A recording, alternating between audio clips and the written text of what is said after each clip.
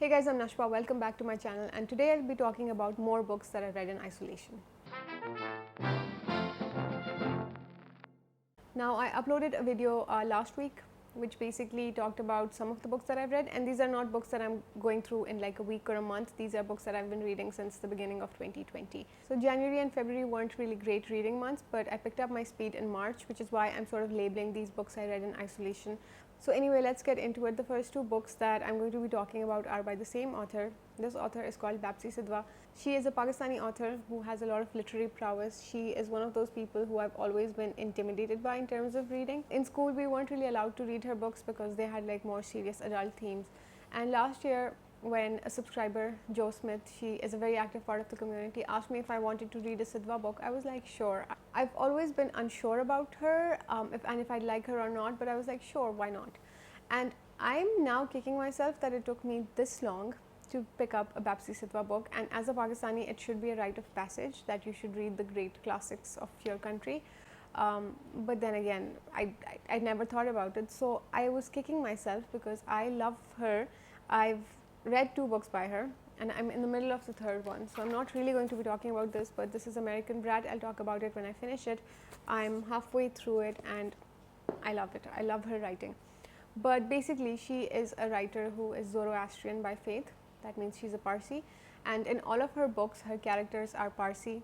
So there is that element of great representation, and because it's a faith that is so different from the ones that I've seen all my life and the one that I don't know anything about, each time I pick up her book, I learned more and more about the Zoroastrian faith. So it's incredible not only to experience life from a perspective in Pakistan, which is not the traditional Hindu, Muslim or Sikh, but from a different perspective, which gives her a great vantage point, a lot of neutrality in the way that she describes the politics and the history of the place.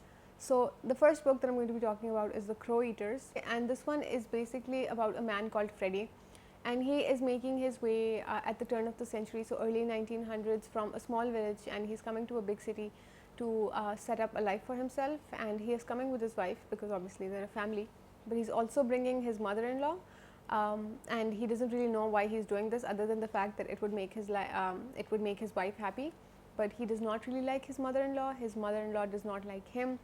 Eventually come a brood of children that Freddie has, and it's just a very entertaining family drama, because the antics of Freddie with his mother-in-law and Freddie and his wife, because of the mother-in-law being there and all these kids being involved, it's really funny. It takes on a very satirical tone as well, so it's not only that it's just haha funny, but there's also that element of like really smart humor, and it also goes deep into the issues, because there will come a scene in this really funny book that punches you in the gut, and you do not expect that scene to come. And I've learned that in a lot of her books that this is a tactic that she uses, that you would be going through a very serious scene and you would find something funny, or alternatively you would be reading something funny and then there's that scene which sort of makes you question that, oh, this is getting really serious. So I really enjoyed her writing. It was very accessible to me. Again, I love books that don't really challenge me or make me try too hard to try to read them. So the writing is very, again, readable, it's palatable, and I liked it enough to then read Cracking India. And when I read Cracking India, I became like a determined fan, because now I want to read all her books. And now that I've mentioned Cracking India, that was the second Sidhwa book that I picked up, also a buddy read, and I really enjoyed it because it talks about the India-Pakistan partition. And for those of you who don't know, the creation of Pakistan was always a question of if it will be made, not when, because the liberation of India was supposed to be this one thing, and the Muslim leaders at the time were like, you can't do that to the Muslims because they're a minority, they will suffer a lot, they will be killed, they will be murdered, there will be a genocide, so they need a separate country. And they advocated enough that finally they were given a separate country. So all our life we've studied partition. We've studied it from a very technical standpoint. We needed to know what the Jinnah Gandhi talks were, and we needed to know what the Radcliffe Commission was, which basically drew a boundary between what goes to India, what goes to Pakistan. What this book did for me was humanize that whole process, because we've studied the process. We know the terms, the Shimla Conference and things like that. We know the process, but this humanized the partition in such a way that it actually made you think about the people. It talks about religious identity and how you think someone thinks a certain way, and then they don't think like that. And I feel like I've droned on long enough without telling you what this book is about. But it's basically about partition from the viewpoint of a 7-year-old Parsi girl who has polio. And she is basically looking at this process as an outsider because she's very neutral. She's a child, she doesn't have much to say in it.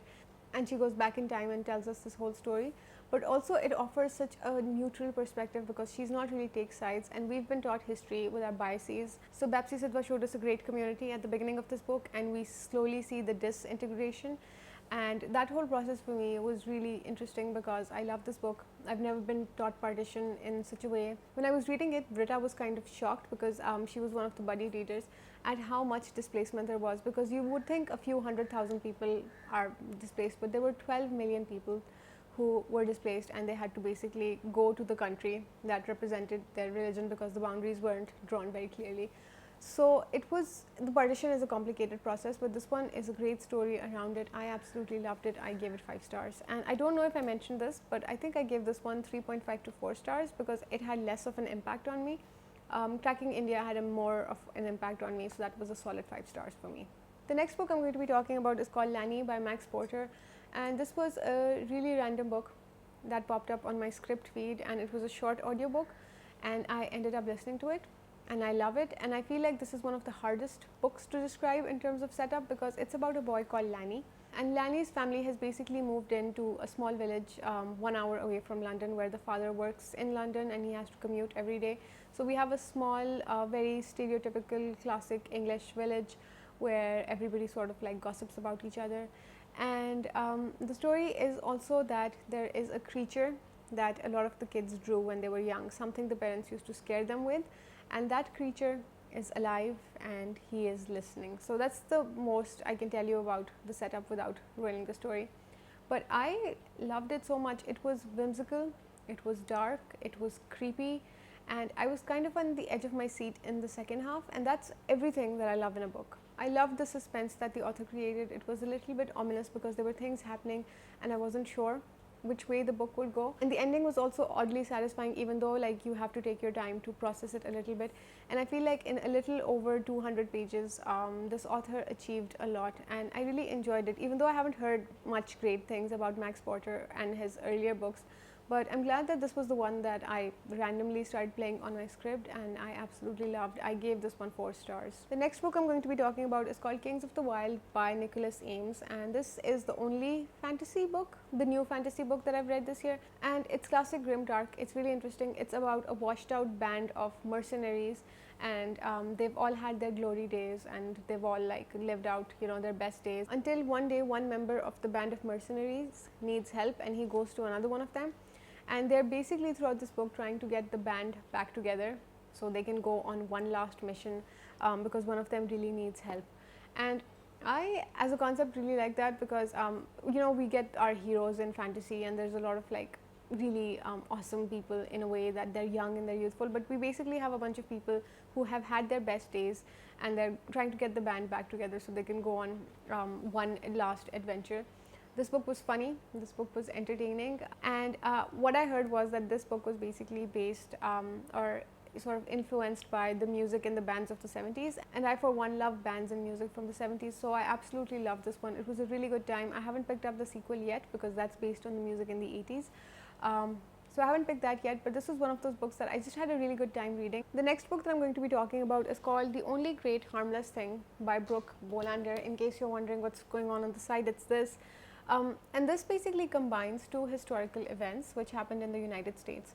One of them is that a circus elephant called Topsy was electrocuted in the early 1900s, and the other one is I think in the 1940s when there were girls and women working in radium factories and they were exposed to radiation. So this book spans an alternate history combining the 2 events. And if I tell you that there's a thing known as glow-in-the-dark elephants, you'll probably think that's kind of adorable, but what if the elephants are glowing because the human beings are poisoning them through radiation? So this book is dense because the elephants are sentient, they're telling their story, and you wonder what's going to happen with the elephants and the human beings working together. But it's fascinating. It felt very dense to me because it's a 2-hour audiobook and I ended up listening to it twice to really absorb it. But once I did, I absolutely loved everything it had to do. I can't talk much about it because it's only 67 pages, but it was just a fascinating experience. And if you're sensitive to animal abuse and animal content, animals being in danger, just know that before going in, because I'm really sensitive to animal cruelty in books, and I did not know that. So while it didn't completely put me off, there were sections which made me really uncomfortable, and I wouldn't want that to happen to anyone else. So just know that before going in. And this is not a great review that I'm giving you, but this book is kind of hard to talk about. But I gave it 4 stars just because I thought like the writing was really, really nice, and the storytelling was lovely, and I just like the idea of elephants being able to tell you exactly what they're going through. The next book I'm going to talk about is one called My Year of Rest and Relaxation by Utessa Moshfegh. Before I start talking about this book, I'll give you a content warning for depression, bulimia and addiction. And if you look at the cover, firstly the cover and the title sort of got me, because I was like, we're all in quarantine. Is this our year of rest and relaxation? Who knows? But this book is about an unnamed narrator who is going through grief, and she is going through trauma, and she is basically turning to drugs and alcohol to deal with that, and she has decided to spend the year at home. And one of the things that I really liked about this was that the narrator was so incredibly apathetic. Like, she had no empathy for any of her friends. She didn't really care. She was a privileged girl, a rich privileged girl, and she's just spending the year at home, and she doesn't really care about anyone else, and she is unreliable. And I love that, because I grew up reading Chuck Palahniuk, and Chuck Palahniuk gives you the really crass and crude, unreliable narrator. You can't really believe anything that the narrator is saying, and this one gave me a very similar feel. So it might not be for everyone, because it's a very polarizing book. The humor is very dark. It's kind of like a dark comedy. It's very brash. There's a lot of things that will make you laugh, but also like realize how bad it is to laugh at those things. It doesn't necessarily have a plot point, because every day you wake up with the character and you're like, oh, I wonder what she'll do today. So it's more like a character driven story, and it's basically a ride from there. Like, every day you wake up and you discover what the character will be up to, and then you just go along with her.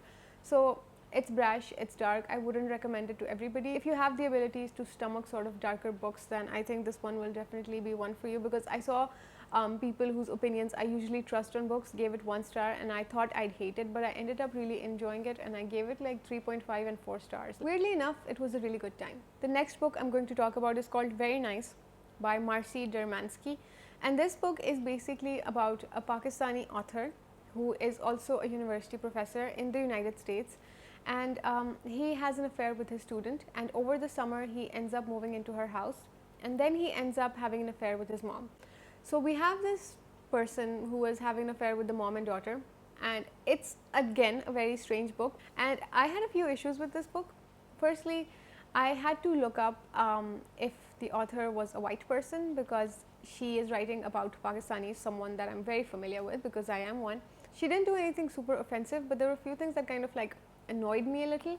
And that was at some point the writer says that, oh, if my life doesn't end up working like out in the US, I'll have to go back to Karachi, and there's no ACs there and the stifling heat. And I get the stifling heat, because right now we're in the middle of summer and it's much worse in Karachi.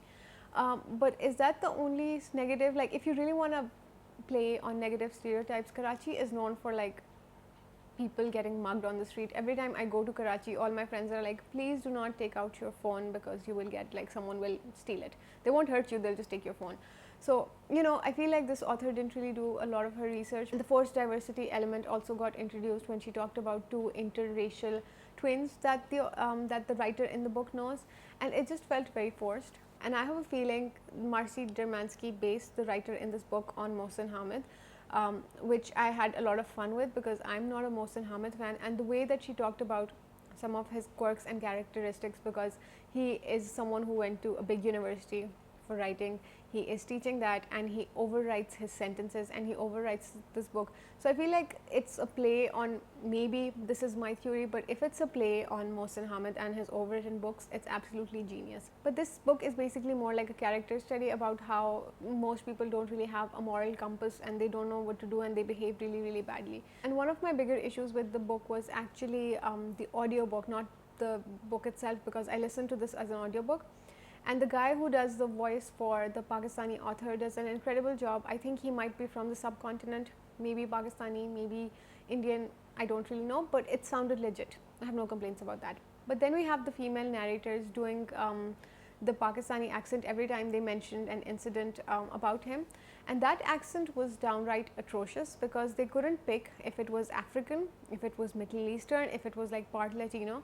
And throughout the book we have a legit angry man whose career is not going the way that he wants to, and he's making really poor decisions, and his voice is very convincing. But then we switch to the narrator, who is female, and every time she refers to him, it's like I could not deal with it. Like, the accent was atrocious, and I feel like the narrator could have just picked one and stuck with it, but it kept changing also throughout the book, so she wasn't really sure what Pakistanis sound like. But believe me, you only have to look to YouTube to see like which accent you can copy for the audiobook. So I think the audiobook sort of put me off for that, but overall the book was okay. I had fun with it and I gave it 3 stars. The next book I'm going to talk about is called Before She Knew Him by Peter Swanson. This was a thriller. It's basically about a young couple who moves into a new neighborhood. They get invited to dinner by their new neighbors, and the woman from the couple sees something in the neighbor's study that she thinks belongs to a guy who was murdered a few years ago. And she notices this because she has been obsessed with the case and she was following it throughout. And for the most part, it was a decent thriller. I didn't really have to think much about it. It was creepy and dark, and it was, you know, all those like, it was atmospheric. The first 80% was very engaging, and when the twist came in the last 20%, my only issue was that it wasn't predictable, but it was just strange. Like, after all this build up, like, this is the twist that we're going to go with. So I wasn't really sure that I loved the ending. But overall, I just really liked the book. Because is a very engaging character, and she also struggles with mental illness, and she is, I think she is bipolar, or she is either chronically depressed. I can't remember. I read this in January. But she was an interesting character, and we really like go through her mind and her thought process. So again, overall, it was a really good time. The ending was strange, but the author managed to pull it back in, and I enjoyed it. I gave it 4 stars just for the sheer entertainment of it. And the last book I'm going to talk about in this video is called The Final Empire, the first book in the Mistborn series by Brandon Sanderson. I have a soft spot for this series. This was a reread for me, and I really needed to reread it because it brought back a lot of the things that I loved about this book. And it just like was a really good time because the magic system, again, when I was reading it for the second time, is absolutely genius. Like, Sanderson crafted this impeccable magic system where you can harness the power of metals, and different metals give you different things. The second time that I read it, I also appreciated a lot of like the morally grey characters, because they were characters that I previously loved, and I sort of like held them in reverence and like, oh my god, he is a brilliant character. The second time around, I noticed that they're brilliant, yes, but they're also manipulative, and they're sharp, and they know how to maneuver the political scene. And that's something that was lost on me the first time, and the second time around, I really did appreciate it. So I loved it. Again, initially I rated it 4 stars, but after the reread, I gave it 5 stars because it was just a good, entertaining read, and I love Sanderson. The only Sanderson series that I haven't picked up is the Stormlight Archives, because it's supposed to be 10 books and each book is over 1,000 pages. But this was the first book. I'm going to continue on reading with the series as time goes by, because I feel like periodically I need to reread just to experience the story again and remind myself of how much I love them. So that's it for now. I think I droned on for long enough, so this video will be really hard to edit. Thank you for watching, and I'll see you guys soon. Take care of yourselves, guys. Bye.